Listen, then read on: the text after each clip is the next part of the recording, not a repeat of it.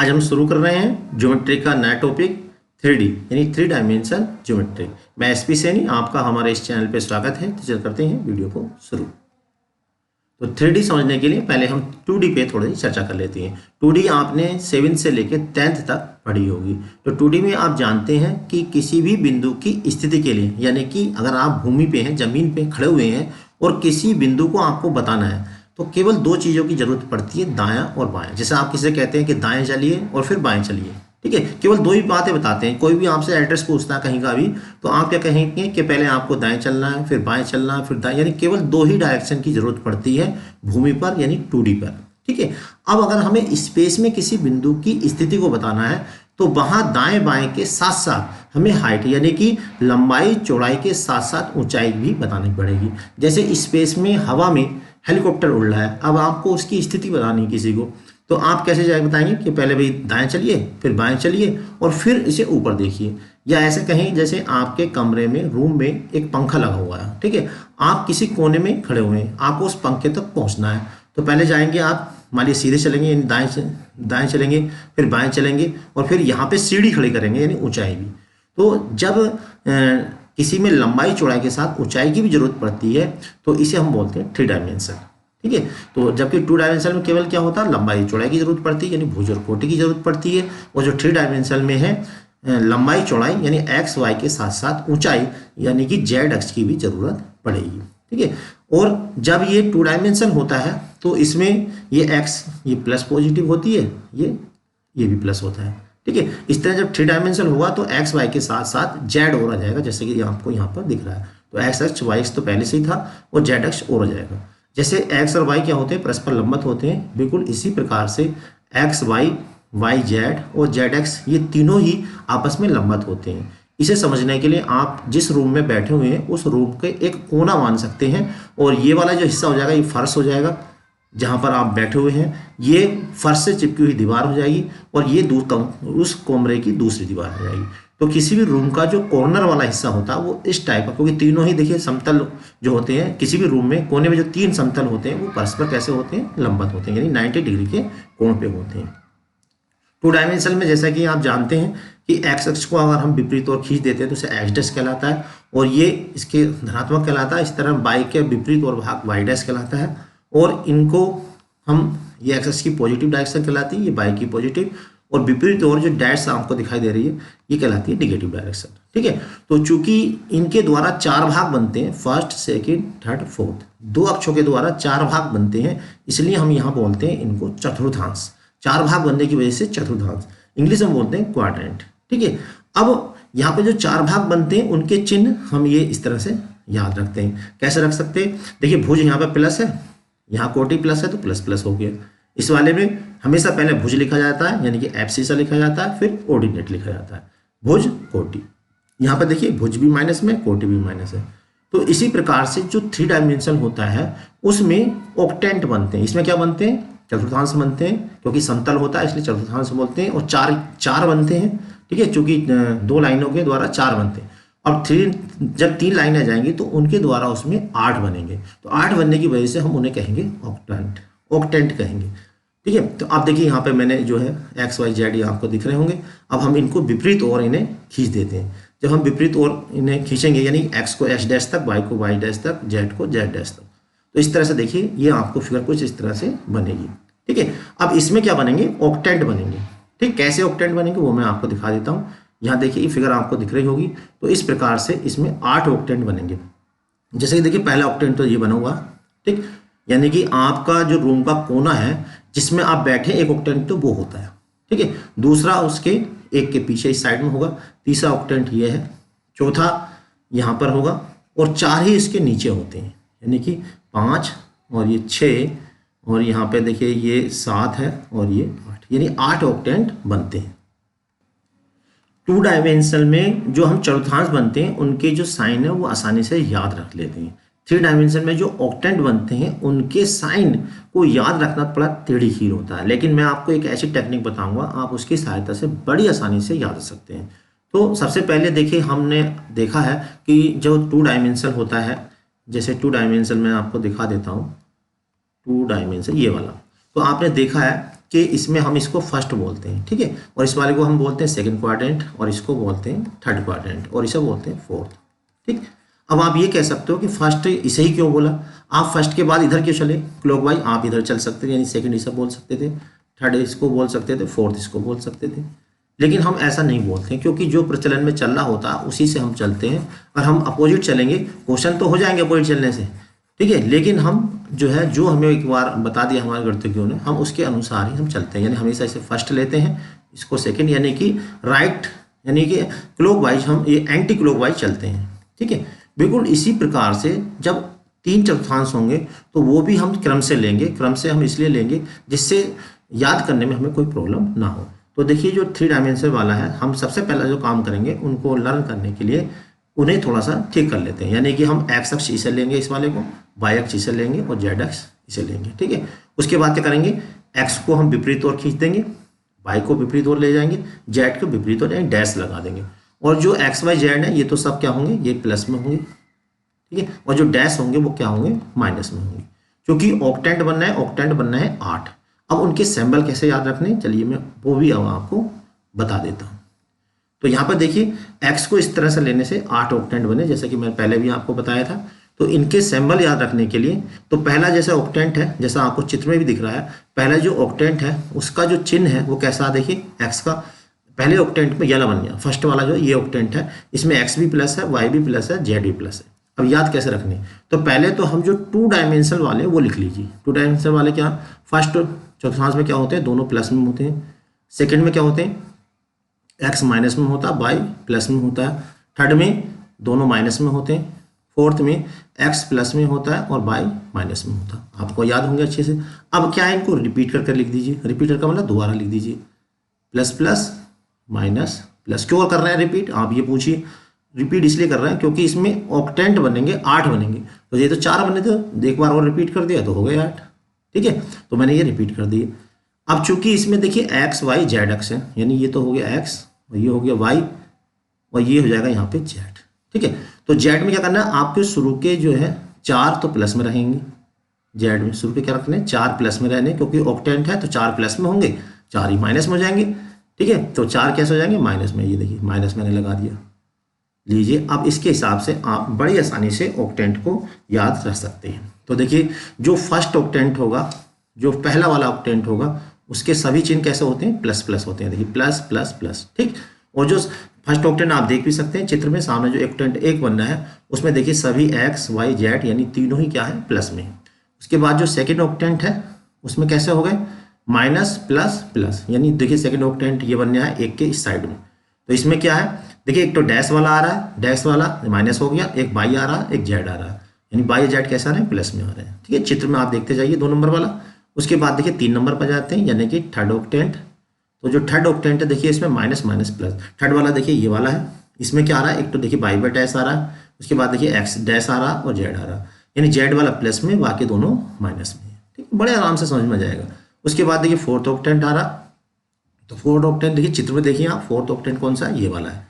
तो fourth octant में यहाँ पर देखिए ये, तो यहाँ पे क्या है, देखिए फोर्थ ऑक्टेंट में प्लस प्लस माइनस, यानी एक्स भी प्लस में और बाई जो है वो भी प्लस में है, फोर्थ ऑक्टेंट में बाई भी प्लस में है, यहाँ इधर दिखाई नहीं दे रहा हमें, और जो जेड है बाई जो है माइनस में है, बाई अपोजिट डायरेक्शन में देखिए माइनस में हो गया, बाई माइनस में है फोर्थ ऑक्टेंट में, एक्स प्लस में है और जेड भी प्लस में है, ठीक है।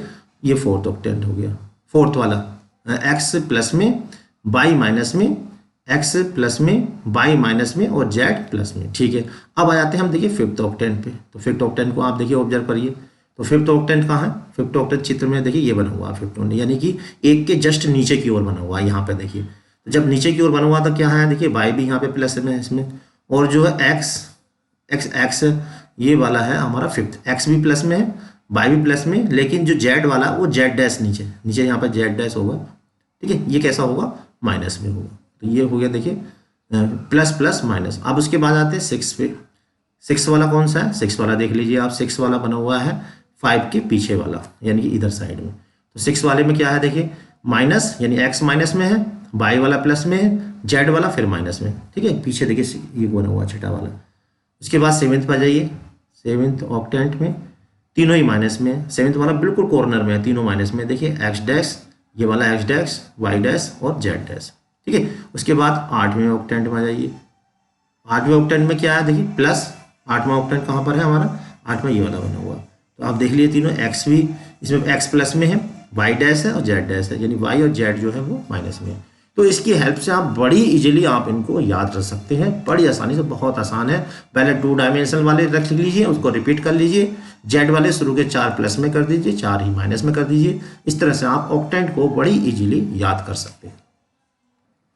अगर देखिए आपकी 3D कमज़ोर है, यानी कि आपको 3D कम समझ में आती है, तो ये बेसिक वाली वीडियो ज़रूर देखिएगा, क्योंकि आगे अगर आपको बहुत अच्छे से 3D करनी है तो ये वीडियो आपको बहुत ही काम की है। बिल्कुल एंड तक देखिएगा इसको, क्योंकि अगर कंसेप्ट क्लियर होगा यानी बेसिक पक्का होगा तो आगे जो जितनी भी 3D आएगी, वेक्टर वाली 3D आएगी, कोऑर्डिनेट वाली 3D आएगी, सब बहुत ही आसानी से समझ में आ जाएगी, अगर आप स्टार्टिंग से वीडियो को बिल्कुल पूरा और अच्छे से समझते हैं।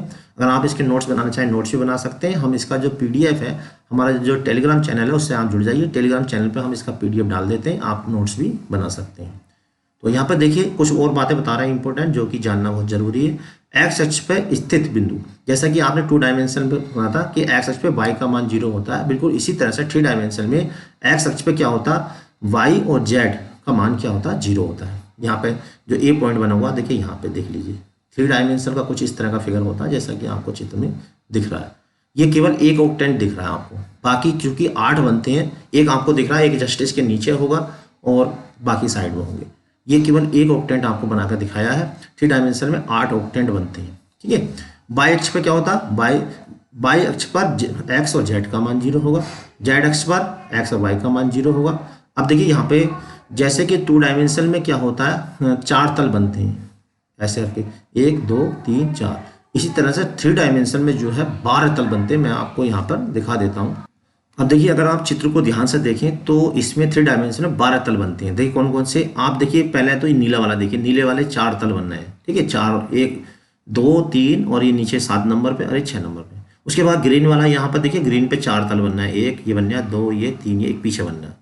उसके बाद जो देखिए 4 तल ये बनना है जो पिंक जैसे हैं, लाल से थोड़े से, 1 2 3 और एक इसके पीछे, यानी कि 12 तल बनते हैं। जबकि 2 डायमेंशन में केवल 4 तल बनते हैं, यहाँ पर बनते हैं 12 तल, और 12 तल से मिलके 8 ऑक्टेंट बनते हैं, जैसा कि मैंने अभी आपको पहले बताया था। तो अभी मैं बता रहा था ये बहुत काम की बातें हैं, इसलिए आपको पता होनी चाहिए।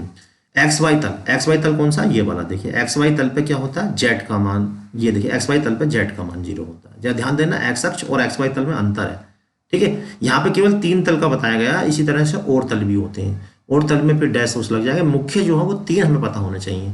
बाई जेड तल पे क्या होगा, एक्स का मान 0 हो जाएगा। एक्स जेड तल पे जो इसमें नहीं है, देख लीजिए कौन सा नहीं है, एक्स जेड, वाई नहीं है तो वाई वाला 0, ठीक है। बहुत काम की बातें ये आपको पता होनी चाहिए।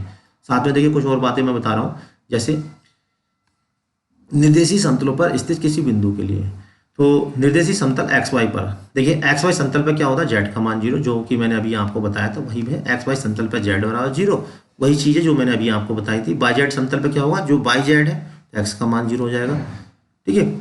तो निर्देश का मतलब है यहाँ पर कोऑर्डिनेट प्लेन, ठीक है, कोऑर्डिनेट प्लेन पर किसी बिंदु की पोजीशन। अब यहाँ पर जेड एक्स तल पर वाई, ये 0 हो जाएगा। जेड एक्स पर वाई निर्देशांक, तो जेड एक्स में इसमें देखिए वाई नहीं है तो वाई वाला निर्देशांक 0 हो जाएगा। इसके साथ साथ यहाँ पर देखिए निर्देशीय अक्षों पर स्थित किसी बिंदु के लिए, देखिए निर्देशीय एक्स अक्ष पर वाई निर्देशांक और जेड निर्देशांक 0, जैसा कि मैंने अभी बताया था उसी चीज़ को यहाँ पर अलग अलग लिख दिया है। लेकिन है बहुत इंपॉर्टेंट, इसे आपको पता होनी चाहिए, क्योंकि जब हम इसके आगे क्वेश्चन कराएंगे तो इन्हें सबकी जरूरत पड़ने वाली है। अगर आपका कंसेप्ट क्लियर नहीं होगा तो क्वेश्चन करने में आपको प्रॉब्लम आएगी। इसलिए बहुत अच्छे से इसको समझिए, नोट्स बनाइए। उसके बाद जब आगे की वेक्टर वाली 3D आएगी और कोऑर्डिनेट वाली 3D आगे के क्वेश्चन आएंगे तो बड़ा मजा आने वाला है इसको करने में। बस इसका कंसेप्ट आपको क्लियर रहना चाहिए। तो यहाँ पे मैं और आपको दिखा देता हूँ। देखिए यहाँ पे मैं थोड़ा इसको साइड से कर देता हूँ। देखिए ये भी बहुत काम की बात है, निर्देशीय यानी कि कोऑर्डिनेट प्लेन में किसी बिंदु की पोजीशन। अब मान लीजिए कोई बिंदु P x1 y1 z1, जैसे ये जो बिंदु है इसको हम चलिए P मान लेते हैं और इसे मान लेते हैं x1 y1 और z1। इस बिंदु की अगर हमें xy समतल से दूरी बतानी है, किससे बतानी है, xy समतल से, तो xy समतल से जो दूरी होगी वो z1 होगी केवल, ठीक है। ये ध्यान रखें, चूंकि दूरी की बात कर रहे हैं तो मोड लगा दिया, ठीक है। इस बिंदु P की xy समतल यानी कि ये तो xy समतल हो जाएगा। इससे दूरी निकालनी तो दूरी कहाँ होगी, ऊपर की ओर होगी, z पे। तो जेड ही इसकी क्या कहलाएगी, एक्स वाई समतल से दूरी कहलाएगी। इसी तरह से बिंदु, इस वाले बिंदु की बाई जेड तल से दूरी निकालनी, जो इसमें पॉइंट नहीं है वो दूरी यानी एक्स दूरी हो जाएगी, और जेड एक्स तल से दूरी वाई हो जाएगी। ठीक है, आप इसको चित्र बना के भी देख सकते हैं और इसमें भी समझ सकते हैं। अब देखिए नेक्स्ट है ये वाला। अब इसमें देखिए कुछ और काम की बातें, कोऑर्डिनेट अक्षों से किसी बिंदु की दूरी, यानी कि पहले जो थी किससे दूरी थी, समतल से। अगर हमें एक्स अक्ष से दूरी निकालनी है तो देखिए जैसे एक्स अक्ष कौन सा, ये वाला है, एक्स अक्ष से इस पॉइंट की दूरी निकालनी है। तो जब हम एक्स अक्ष से दूरी निकालेंगे तो जो एक्स का कोऑर्डिनेट हो जाएगा वो तो हो जाएगा 0। ठीक है, केवल इसमें क्या चला जाएगा, वाई और जेड चलेंगे, क्योंकि एक्स अक्ष से दूरी पूछ ली तो एक्स पे तो चलना ही नहीं है, तो एक्स वाला कोऑर्डिनेट यहाँ पर 0 हो जाएगा। यानी कि जो मूल बिंदु से दूरी का फॉर्मूला है, मैं मूल बिंदु से दूरी का फॉर्मूला पहले दिखा देता हूँ आपको। ये है, देखिए मूल बिंदु से जो दूरी का फॉर्मूला वो ये है। अगर हमें मूल बिंदु से दूरी निकालनी है तो उसके लिए फॉर्मूला ये वाला है। अब देखिए आया कैसे ये फॉर्मूला, थोड़ा इस पर भी मैं बता देता हूँ। तो मूल बिंदु से दूरी निकाल लेंगे, सबसे पहले देखिए यहाँ पे भुज चले, उसके बाद ये देखिए यहाँ पे वाई चले, तो यहाँ पे ये समकोण त्रिभुज होता है, तो ये पाइथागोरस प्रमेय से निकाली गई होगी। तो पाइथागोरस प्रमेय से जब निकाली गई होगी तो ये आया होगा x1 square plus y1 square, ये निकल के आया होगा x1 square plus y1 square. ठीक है, उसके बाद देखिए यहाँ से ये मैंने क्या करा, यहाँ पे ऐसे लंब डाला है। अब यहाँ पे जो है ये जेड है तो ये भी क्या हो जाएगा, जेड। अब चूंकि बिंदु है तो Z1 कह दिया, इसे हमने कह दिया x1 y1 और Z1। ठीक, अब यहाँ भी क्या होता है, देखिए देखने में नहीं लग रहा, लेकिन ये जो होता है 90 डिग्री कोण होता है, क्योंकि जैसा कि मैंने बताया था 3 डायमेंशनल होता है। 3 डायमेंशनल में देखने में वो वैसा नहीं लगता जैसा एक्चुअल में होता है। अब देखिए यहाँ पे ये इसका समकोण कण है इस वाले त्रिभुज का, ODG का। अब हम इसे पाइथागोरस प्रमेय से निकालेंगे तो OG जो दूरी आएगी वो ये वाली OD का वर्ग। OD का वर्ग का मतलब इसका रूट हट जाएगा, यानी कि x1 का स्क्वायर प्लस y1 का स्क्वायर, और उसके बाद देखिए DG का वर्ग यानी Z1 का स्क्वायर। ठीक है, ये आएगा निकल के।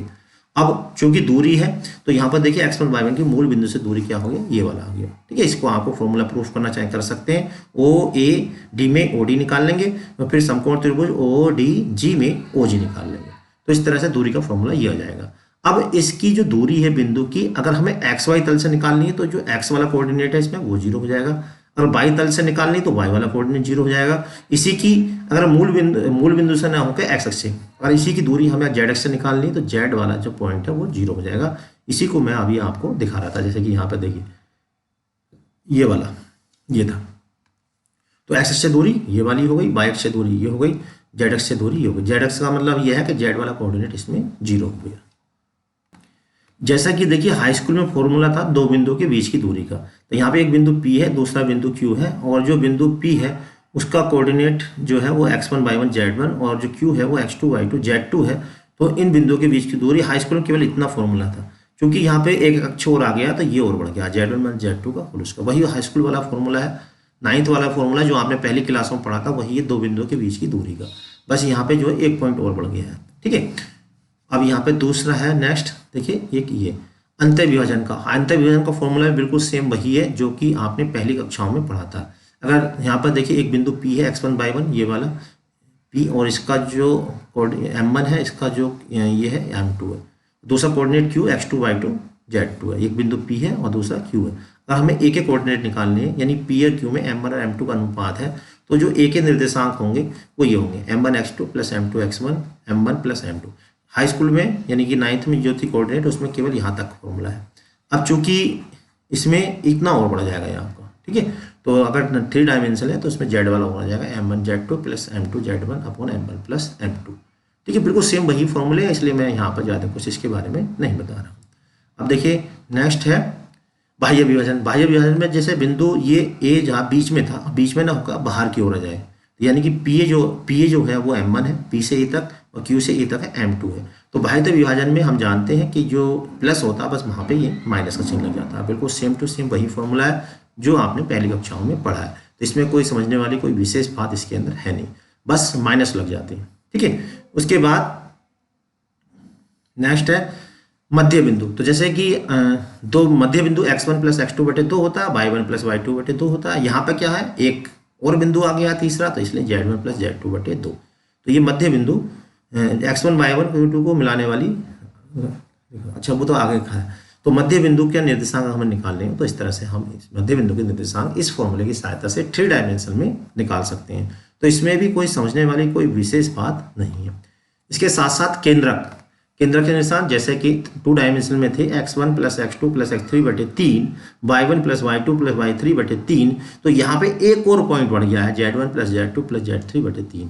ये क्या, अगर त्रिभुज के शीर्ष के निर्देशांक दे रखे हो तो उसे हम केंद्र के निर्देशांक निकाल सकते हैं। और केंद्र किसे कहते हैं, देखिए यहाँ पर डेफिनेशन लिखी है, त्रिभुज की भुजाओं के मध्य बिंदु को सम्मुख शीर्ष से मिलाने वाली रेखाएं माध्य कहलाती हैं। अगर शीर्ष से सम्मुख भुजा के मध्य बिंदु को ऐसे मिला दें तो ये क्या कहलाती है, माध्यिकाएं।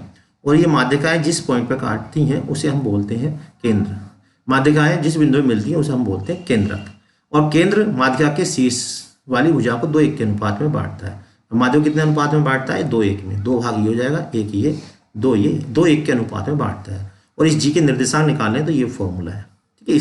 इसके हेल्प से हम केंद्र के निर्देशांक निकाल सकते हैं। तो यहाँ पर देखिए हमने इसके बाद जो आगे आएगा वो क्वेश्चन आएंगे, ठीक है। तो वो क्वेश्चन हम आगे अगली वाली वीडियो में कराएंगे, क्योंकि यहाँ पर केवल हम कंसेप्ट आपको बताना चाह रहे थे। और इससे आगे वाली जो वीडियो होगी इसके जितने भी क्वेश्चन होंगे वो हम एक ही वीडियो में दे लेंगे।